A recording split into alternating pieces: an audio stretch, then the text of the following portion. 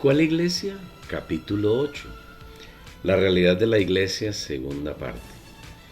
Continuamos disfrutando los aspectos que resultan de que los hijos de Dios seamos diligentes en guardar la unidad del Espíritu y seamos unánimes, lo que se constituye en la realidad de la iglesia de Dios, la iglesia que es según el Señor. Cuarto, una fe.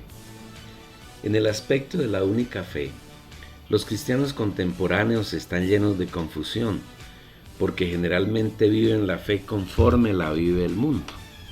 Tienen fe de que van a ser mejores, tienen fe de que van a ser sanados de sus enfermedades, tienen fe de que van a tener prosperidad económica y tienen fe de tantas cosas, que viven todo menos la fe de la que habla el Señor y que es consecuencia de guardar la unidad del Espíritu.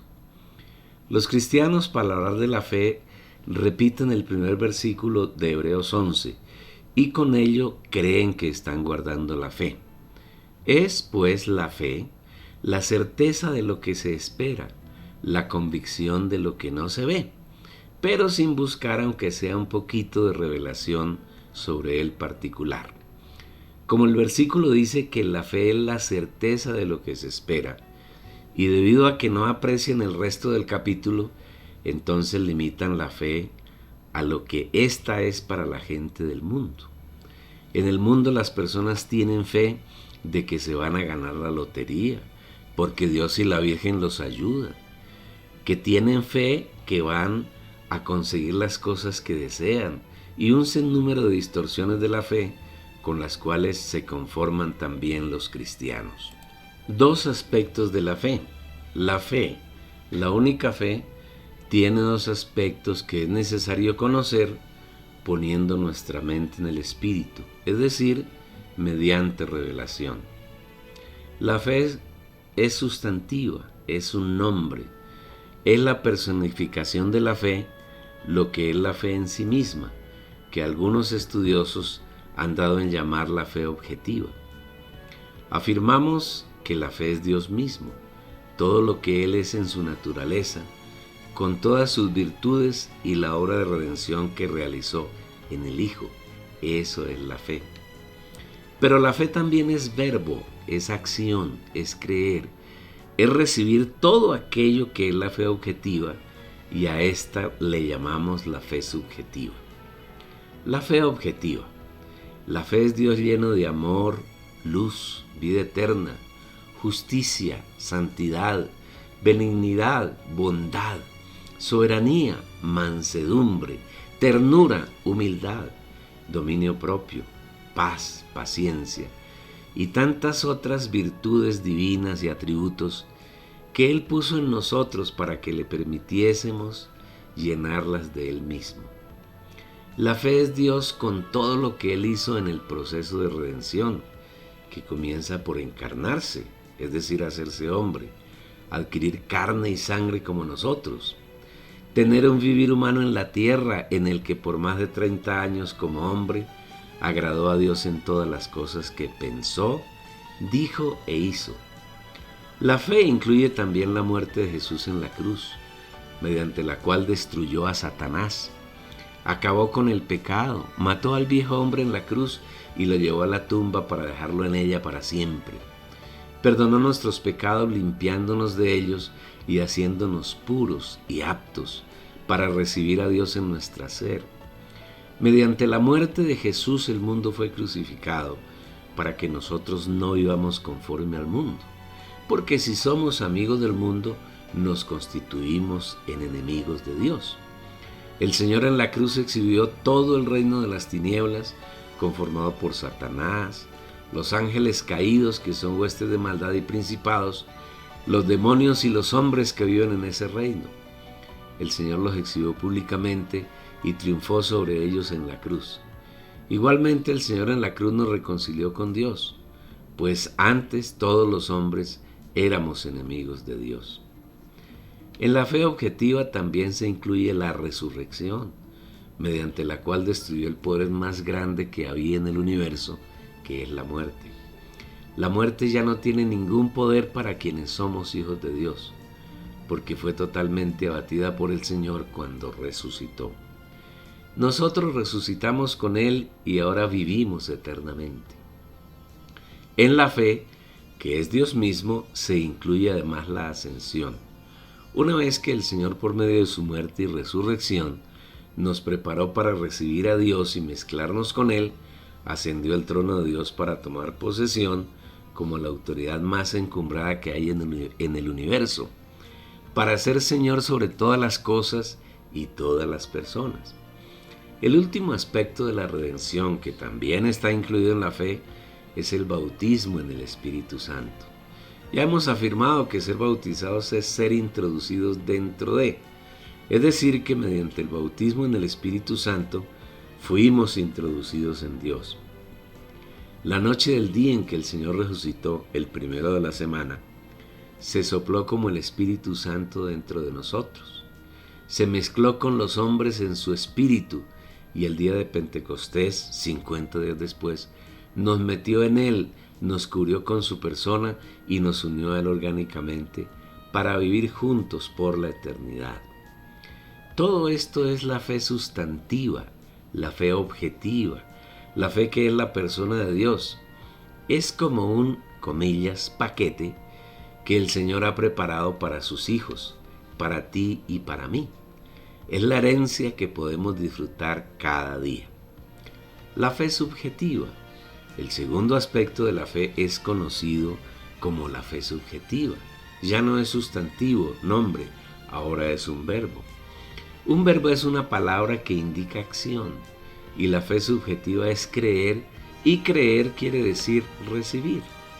En otras palabras, la fe subjetiva, creer, es recibir y hacer realidad en mi vivir todos los aspectos que están incluidos en la fe objetiva, todo aquello que está en Dios, su naturaleza divina y su obra de redención. Podríamos ilustrarlo con un ejemplo bien sencillo. Cuando llego a casa, mi esposa me tiene una comida que ha preparado, poniendo en ello todo su amor y los ingredientes más saludables que ha conseguido. Ella la sirve a la mesa, yo me pongo cómodo y la disfruto con mucho agrado. Podemos decir que la comida es lo que Dios es, lo que Dios tiene, lo que Dios ha hecho para nosotros, es la fe objetiva, mientras que el hecho de que yo consuma y disfrute esa comida es la fe subjetiva. Yo recibo la comida y la disfruto con mucho gozo y agradecimiento. Esa comida, mediante el proceso de digestión, pasa a ser parte de mi cuerpo. En el ámbito espiritual es similar. El Señor ha preparado para nosotros un banquete indescriptible e inimaginable. Ha puesto la mesa y nos ha invitado para que lo disfrutemos. He aquí, yo estoy a la puerta y llamo. Si alguno oye mi voz y abre la puerta, entraré a él y cenaré con él y él conmigo. Apocalipsis 3:20. El Señor tiene el gran anhelo de permanecer con nosotros en un banquete permanente y continuo. Y no es solamente para el futuro, sino que Él desea que lo vivamos hoy. En la medida en que nosotros disfrutamos de la persona del Señor y de su obra, Él va llenando nuestro corazón y la fe objetiva, que es externa a nosotros, se va introduciendo en nuestro corazón, lo va llenando, hasta el punto en que llegamos a estar totalmente saturados de Él. En ese momento, la fe subjetiva, es decir, lo que creemos, ha llegado a ser igual a la fe objetiva, lo que Dios es, tiene y ha hecho. A esto se refiere el Espíritu cuando escribe por medio de Pablo, hasta que todos lleguemos a la unidad de la fe y del pleno conocimiento del Hijo de Dios. Efesios 4, versículo 13. La fe debe llegar a ser nuestra norma de vida, tomar todo lo que Dios es, lo que Él nos ha dado y lo que ha hecho por nosotros y permitirle que lo haga realidad en nuestra vida. Llegar a la unidad de la fe. Todo lo que Dios es, sus atributos, todo lo que nos ha dado, sus virtudes y todo lo que ha hecho por nosotros, la obra de redención, y disfrutar todo eso en mi diario vivir es aplicar la fe subjetiva y hacer que ella crezca hasta que llegue a ser igual a la fe objetiva. De esa manera llegamos a la unidad de la fe. Tenemos que decirlo con tristeza que en el cristianismo, en las iglesias de los hombres, no tienen ningún conocimiento sobre este tema tan vital en la vida de un creyente. Y quienes de pronto tienen un conocimiento superficial sobre el particular, no lo enseñan a los demás creyentes, no lo comparten y mucho menos saben disfrutarlo. Veamos algunos de los atributos de Dios que nos ha dado como nuestra herencia para nuestro disfruto y para que mediante ellos crezcamos hasta alcanzar su estatura. El amor. La Biblia dice que Dios es amor y en reiteradas ocasiones nos ordena amar. En las iglesias de los hombres se habla mucho de amor. Se toman decenas de versículos que hablan del amor y los feligreses se esfuerzan por amar a Dios, por amar al prójimo, por amarse a sí mismos. Pero entre más grande es el esfuerzo que hacen por amar, mayor es el fracaso. Y día a día viven una profunda desilusión porque no pueden amar. El esposo no logra amar a la esposa. Los padres no pueden amar a sus hijos. Los hijos fracasan en cuanto a su amor por los padres y los núcleos familiares y sociales se convierten en campos de batalla donde en lugar de amor hay odio, envidia, chismes, satanizaciones, irrespeto y un sinnúmero de manifestaciones del viejo hombre. Los cristianos van al culto y encuentran en lo que llaman adoración y alabanza un bálsamo temporal que alivia su fracaso en el amor. Le gritan a Dios que lo aman, le ruegan que les ayude a amar a su prójimo. En ese momento sienten que todo ha cambiado, pero transcurrida una hora vuelven a caer en el mismo tedio de cada día y se consideran que no son dignos de Dios, que no pueden cumplir sus mandatos y su vida se convierte en una noche oscura que no tiene esperanza. Estamos hablando aquí de lo que les ocurre a los genuinos hijos de Dios. ¿Dónde está la falla? ¿Por qué? Si somos hijos de Dios no podemos amarlo a Él y vivir una vida de amor con nuestro prójimo. Esperamos que el lector ponga mucha atención a lo que vamos a decir, porque esta es una clave bien importante para vivir una vida victoriosa en el Señor.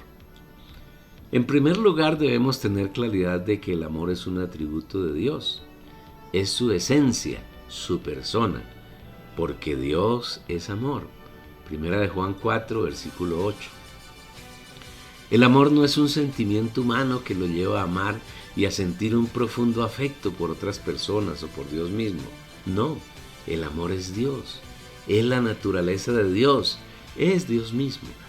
En segundo lugar, el amor es también una virtud que está en Dios y que Dios puso en el hombre cuando lo creó. El objetivo que Dios tenía cuando le dio esa virtud consiste en que Dios deseaba que el hombre le permitiera a Dios llenarlo con su persona, que es amor. Lamentablemente, en lugar de que el hombre se llenara de Dios comiendo del árbol de la vida, se llenó de Satanás comiendo del árbol de la ciencia, del bien y del mal. Y la virtud que se llama amor y que estaba en el hombre, Satanás la convirtió en odio.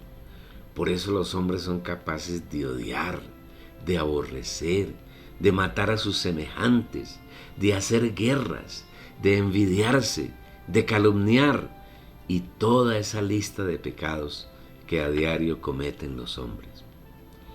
Cuando el Señor Jesús murió en la cruz, derrotó a Satanás y toda su obra, y cuando resucitó se metió en nosotros y recuperó la virtud que se llama amor, para que disfrutando cada día a Dios como amor, nuestra virtud, que es como un vaso, sea llena del amor de Dios y espontáneamente amamos al Señor, a nuestros semejantes y a nosotros mismos. El amor consiste en esto, no en que nosotros hayamos amado a Dios, sino en que Él nos amó a nosotros y envió a su Hijo para que, ofreciéndose en sacrificio, nuestros pecados quedaran perdonados. Primera de Juan 4, versículo 10. Apreciado lector, no te esfuerces más por amar a Dios. por amar a quienes te rodean y por amarte a ti mismo. Entre mayor sea tu esfuerzo, más grande será tu fracaso y no podrás amar a nadie.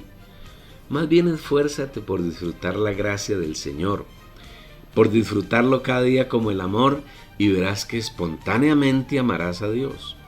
Amarás a tu esposa, a tus padres, a tus hijos y en general a tu prójimo, y te amarás a ti mismo. Pero lo harás con el amor de Dios. Así se cumplirá en ti el más grande mandamiento del Señor. Jesús dijo: amarás al Señor tu Dios con todo tu corazón, con toda tu alma y con toda tu mente. Este es el grande y primer mandamiento, y el segundo es semejante: amarás a tu prójimo como a ti mismo. No debemos olvidar que Dios no necesita ni quiere nada que salga de nosotros. Solamente lo que Él hace en y a través nuestro le agrada. Nuestros esfuerzos por amar son vanos, pero cuando disfrutamos al Señor como nuestro amor, todo lo que sale de nosotros le es agradable. Con seguridad tú preguntarás, en la práctica, ¿cómo se hace? Es bien importante la palabra y la oración con sencillez de corazón. Por ejemplo, podemos decirle al Señor: Padre, te agradezco porque tú eres amor, y tú moras en mi espíritu y llenas mi corazón de ese amor ilimitado que eres. Gracias porque hoy puedo disfrutarte como amor. Señor, tú eres mi mayor y más grande necesidad. Llena hoy mi corazón con todo lo que eres. Satúrame con tu amor, porque tengo la necesidad de amarte, de amar a mi prójimo y aún de amarme a mí mismo. Guárdame, Señor, de pretender usar mi capacidad para amar. No quiero fracasar. Ejercita tu poder y tu autoridad y lléname con tu amor para que pueda amar en ti. En fin, si usamos nuestro espíritu, poniendo nuestra mente en Él, el Señor nos dará las palabras más apropiadas para que oremos a Él. Teniendo esta práctica diaria, nunca odiaremos a nadie y amaremos profundamente con el amor que es Dios mismo. La vida. Debemos disfrutar al Señor cada día como la vida eterna que es Él mismo, que se ha depositado en nosotros sus hijos. Ya no debemos vivir en muerte, porque la muerte fue aplastada y destruida por la resurrección del Señor Jesús. Nosotros hemos pasado de muerte a vida, y el temor por la muerte que hubo en el pasado se acabó. Así que por cuanto los hijos son participantes de sangre y carne, de igual manera Él también participó también de lo mismo, para destruir por medio de la muerte al que tiene el imperio de la muerte, esto es, al diablo, y librar a todos los que por el temor de la muerte estaban durante toda la vida sujetos a esclavitud. Hebreos 2, versículos 14 y 15. Ahora tenemos la vida eterna, la vida de resurrección, la vida que es el más grande poder que hay en el universo. La muerte es uno de los puntos de la degradación de la iglesia que se da en Sardis. Escribe al mensajero de la iglesia en Sardis, el que tiene los 7 espíritus de Dios y las 7 estrellas, dice esto: yo conozco tus obras, que tienes nombre de que vives, subrayado, y estás muerto.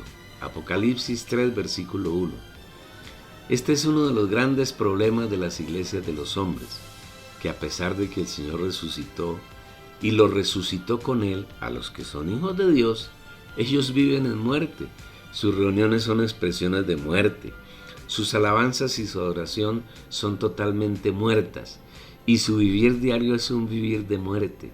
Viven aplastados por la muerte, que es un poder demasiado grande, pero no disfrutan al Señor como la vida de resurrección y pierden toda la realidad de la obra de redención que el Señor hizo para nosotros. Ya no estamos en muerte. Hemos resucitado con nuestro Señor Jesús hace 2000 años. La luz.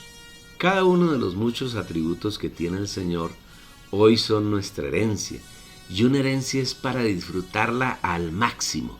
Dios es luz, y Él nos trasladó del reino de las tinieblas al reino de la luz del Hijo de su amor. No podemos andar como los gentiles.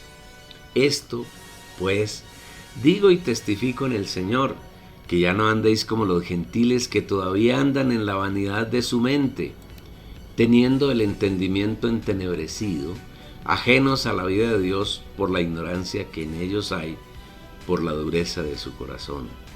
Efesios 4, versículos 17 y 18. Nosotros ya no somos gentiles, ahora somos hijos de Dios.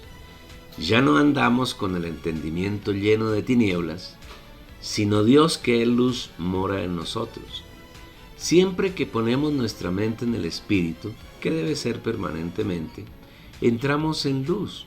Y si estamos en luz, tenemos comunión con Él. Y si tenemos comunión, somos limpios de todo pecado. No considere su condición, porque eso quiere Satanás, que usted se mire como un miserable pecador que no puede acercarse a Dios.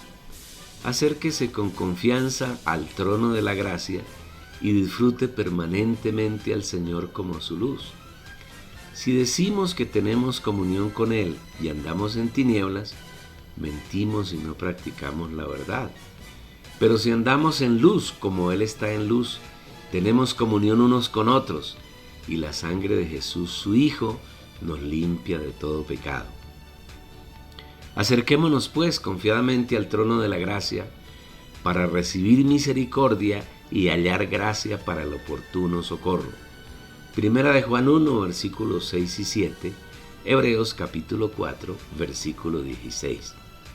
Nuestro andar y vivir cada día debe ser en luz. No tenga miedo de andar en la luz. Este es un vivir delicioso. Es vivir en comunión permanente con el Señor. No te dejes engañar por el enemigo creyendo que esto es muy difícil de practicar. No, por el contrario, es muy sencillo. Es solamente que pienses en el Espíritu, en el Padre, en el Señor Jesús, en su obra, en su palabra. E inmediatamente estás guardando la unidad del Espíritu y estás en luz.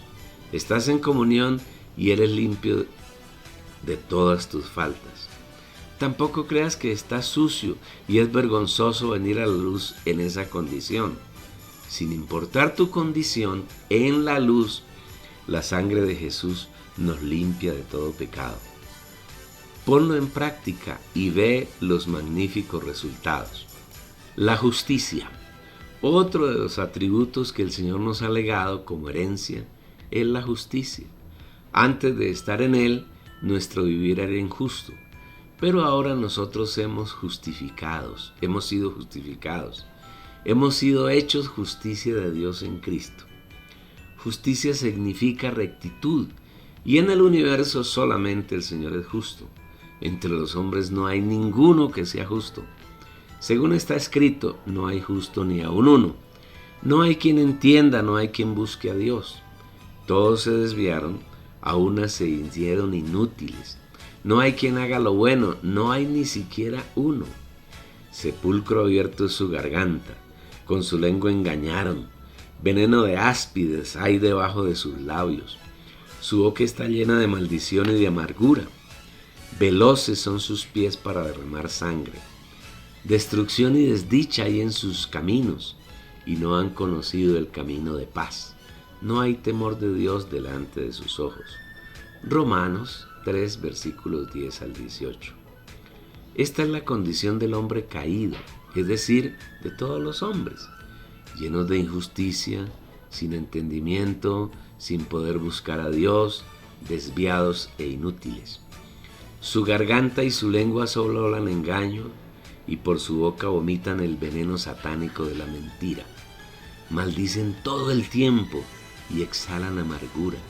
Son homicidas, se complacen en derramar la sangre del prójimo y sus caminos son destrucción y desdicha.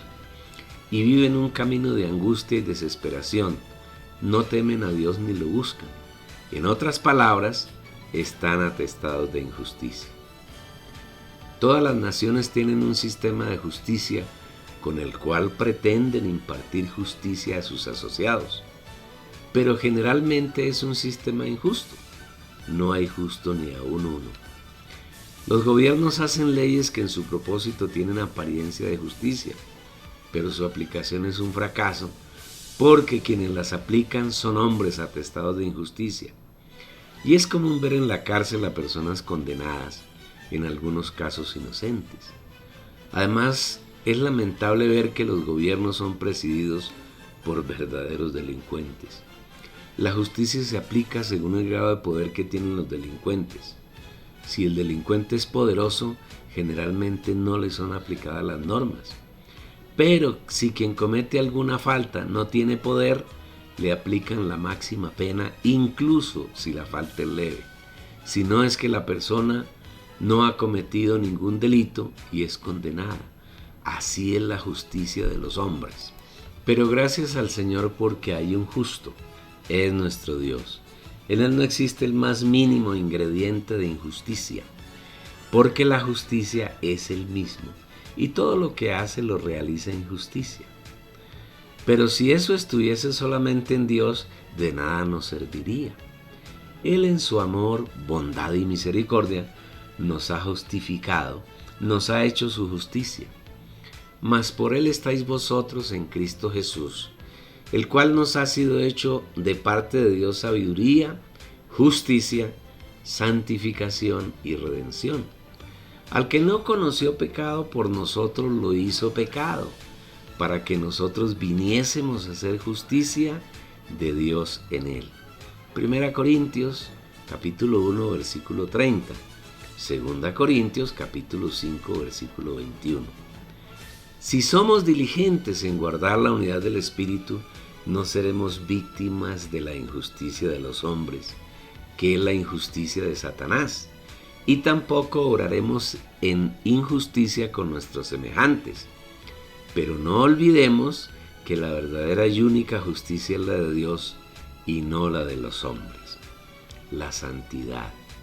La santidad es otro de los grandes atributos de Dios que están en la fe objetiva, que es la gracia disponible para nuestro disfrute. Dios es santo y en Él no hay nada inmundo. Ser santo quiere decir ser separado de lo que es común. Dios vive en un ámbito de gloria y ese ámbito no puede ser penetrado por ninguna cosa o persona que no sea santa. Cuando Satanás llenó a Adán con su naturaleza pecaminosa, hizo que el hombre y también la creación se llenara de inmundicia. Cuando el Señor Jesús murió en la cruz, nos limpió de la inmundicia que Satanás había infundido en el hombre. Nos hizo puros para que nosotros pudiésemos recibirlo, entrar en su gloria y participar de su santidad. Si tú, apreciado lector, eres un hijo de Dios, si has sido regenerado, si has nacido de nuevo, tú eres santo, porque en ti mora la santidad de Dios. Por eso es por lo que Pablo, guiado por el Espíritu Santo, llama a los hermanos santos, a la iglesia de Dios que está en Corinto, a los santificados en Cristo Jesús, subrayado los santos llamados. 1 Corintios 1, versículo 2. Ahora Dios mora en nuestro espíritu y nos ha hecho santos, nos ha santificado. Y en la medida que disfrutamos sus riquezas, su santificación va llenando nuestro corazón, hasta que somos completamente saturados por Él. Así las cosas, la santificación que el Señor nos provee es progresiva. Nuestro espíritu ha sido santificado y por esa razón tenemos una conciencia activa. Tenemos comunión con el Señor y mediante la intuición de nuestro espíritu tenemos revelación cada día. Y de esa manera conocemos al Señor. Pero necesitamos también que nuestra alma sea santificada. Santificación total de nuestro corazón, espíritu y alma. No depende de los esfuerzos que hagamos para santificarnos. Recordemos una vez más que todo lo que sale de nosotros es inaceptable para Dios. Solamente lo que Él hace en nosotros le agrada. Así pues, la santificación depende de cuánto disfrutamos al Señor y sus riquezas que Él nos ha dado como herencia. En la medida que permitimos que el Espíritu fluya en nosotros como la palabra, como el agua de la vida, el Señor nos va limpiando de las cosas inmundas que aún quedan en nuestra alma y va añadiendo sus atributos y virtudes, entre ellas la santidad. Esto quiere decir que entre más disfrute tenemos de la gracia, somos más santos, más santos, más santos, hasta que lleguemos a la plenitud y tenemos toda su santidad, en la cual no hay mancha ni arruga. Maridos, amad a vuestras mujeres, así como Cristo también amó a la iglesia y se entregó a sí mismo por ella, para santificarla, habiéndola limpiado con el lavamiento de agua con la palabra, para que se la presentase a sí mismo, iglesia gloriosa, no teniendo mancha ni arruga, ni otra cosa semejante, sino que fuese santa e inmaculada. Efesios capítulo 5, versículos 25 al 27. Diariamente, cuando disfrutamos la palabra de Dios en nuestro espíritu, palabra que es el espíritu y que es el río de vida transparente como cristal de Apocalipsis 22:1, por nuestro ser corren ríos de agua viva. Esos ríos sacan y eliminan las manchas y las arrugas que hay en nosotros y agregan la naturaleza de nuestro Señor y nos van haciendo más santos. Las manchas se refieren a cosas extrañas que, a lo largo de 6 milenios, Satanás metió en nosotros. Es decir, todo aquello que no es Dios mismo es una mancha. Y las arrugas son los efectos de la vejez. El hombre viejo, que también Satanás produjo en nosotros desde que Adán usurpó el lugar que Dios había predestinado para él.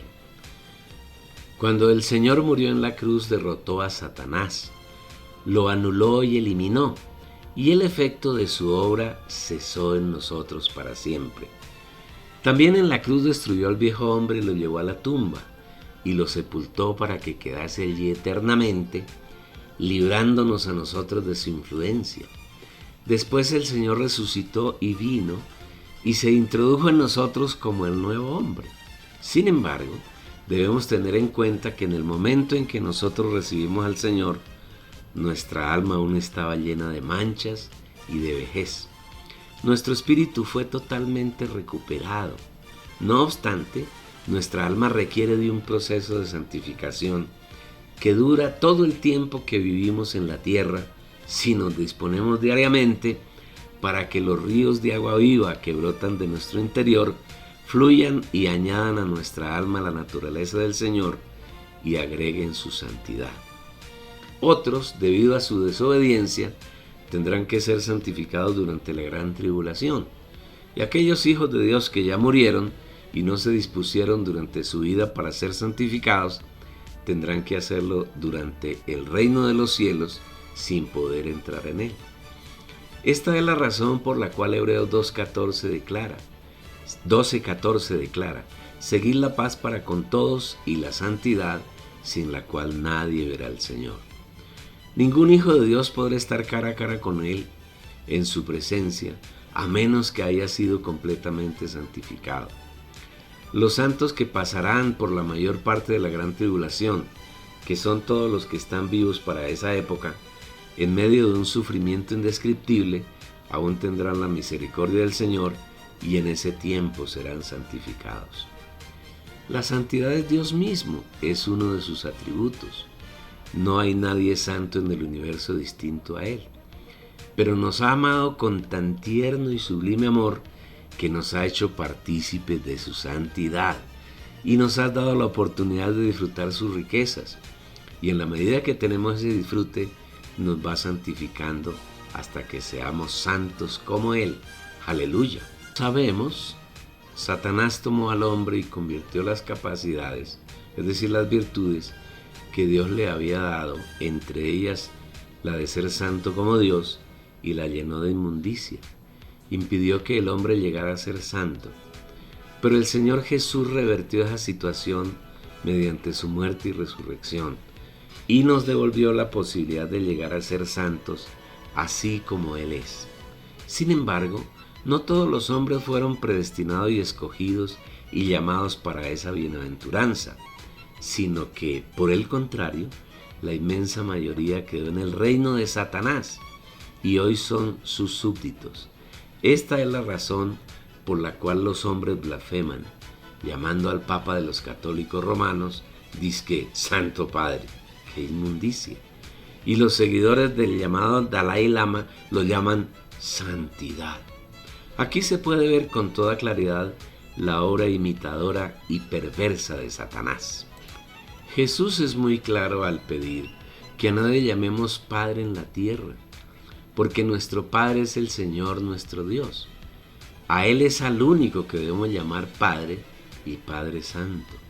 Y a nadie llaméis Padre vuestro sobre la tierra, porque uno solo es vuestro Padre, el cual está en los cielos. Mateo 23, versículo 9. En Colombia, en la década de 1970, se levantó un grupo de cristianos que llegó a ser muy numeroso. Y los matriculados en ese grupo le decían al fundador, Papá Fulano. Es igual a la obra diabólica realizada en el catolicismo, a pequeña escala, pues así fue como en Roma apareció el nombre de Papa. Cuando Constantino declaró que el cristianismo era una religión cuyo culto era aceptado por el imperio, los hermanos salieron de los subterráneos. La, entre comillas, iglesia comenzó a tener poder, así como el obispo de Roma. Los feligreses comenzaron a llamarlo papá. Con el transcurrir del tiempo no lo llamaron más papá, sino papa, y así es hasta hoy. La sutil imitación diabólica se da en esa enorme religión y lo mismo ocurre en todo el protestantismo, iglesias denominadas y grupos libres, donde los correligionarios consideran que su cabeza es el líder, pastor, reverendo, apóstol, doctor, anciano, hermano responsable y otros títulos. De manera sutil desplazan al Señor como cabeza de la iglesia y se erigen ellos como tal. Esas son las iglesias de los hombres. La santidad no consiste en andar separados de las personas, sin mirar a los lados para evitar contaminarse, ni la práctica de los fariseos que no entraban en casa de gentiles para no contaminarse. La santidad no consiste en tener determinadas maneras para distinguirse de los que no son santos, tales como hablar de cierta manera, caminar con estilo propio y un poco de rarezas que los religiosos creen que los hacen distintos a la gente común. La santidad no es nada distinto a llenar nuestro corazón del Señor, que es santo, y mediante esa llenura Dios puede expresarse en nuestro pensar, hablar y vivir. La santidad es la expresión de Dios en el vivir de los santos, expresión que se da en la medida que le permitimos que llene nuestro corazón de todos sus atributos. Son muchos más los atributos del Señor, pero si vivimos la realidad de los que hemos enunciado, con seguridad alcanzaremos la madurez que el Señor anhela en sus hijos. Un capítulo más, un caminar más, un disfrute más. Qué rico que lo hayas disfrutado. No olvides compartirlo con tus conocidos. Envíales la dirección de la página para que ellos también puedan disfrutar como lo estás haciendo tú.